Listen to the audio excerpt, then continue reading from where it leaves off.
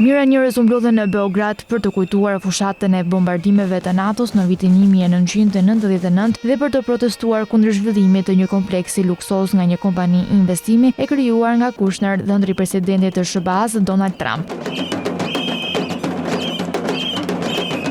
Serbia ka shënuar një sër tubimesh antiqeveritare muajt e fundit pas 16 vdekjeve nga shembja e qatisë së një stacioni hekurudhor që solli akuza ndaj qeverisë për korrupsion dhe neglizhencë. Protestat janë shtuar duke përfshirë student, mësues dhe fermier, të gjithë duke sfiduar presidentin Aleksandar Vučić, një populist që ka qenë në pushtet për 12 vjet si kryeministër apo president. Protesta u thirr nga studentët e Universitetit Shtetëror të Beogradit, të cilët kanë bllokuar mësimet në fakultetet e tyre që nga fillimi i dhjetorit dhe kanë udhëhequr protestat antiqeveritare për 4 muajt e fundit.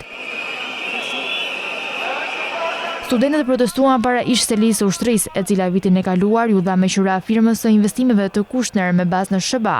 Është 26 vjetori i bombardimeve të NATO-s dhe ne protestojmë sepse këndërtesë i është dhënë dikujt për të përfituar. Por ajo duhet të qëndrojë këtu pasi është një dëshmi e agresionit të NATO-s, u shpreh një student. 2 ndërtesat u dëmtuan gjatë bombardimeve të NATO-s në Jugosllavinë të hershme, që përfshinte Serbinë dhe Malinezi, për të ndalur vrasjen e shqiptarëve etnik nga policia. Ndërtesat janë projektuar nga arkitekti serb Nikola Dobrović dhe janë ndërtuar midis viteve 1957 dhe 1965. Dizajni i tyre ka për qëllim të ngjajnë një kanjonit të lumit Sutjeska në Bosnjën Lindore, ku një nga betejat kryesore të luftës së dytë botërore u zhvillua në 1943.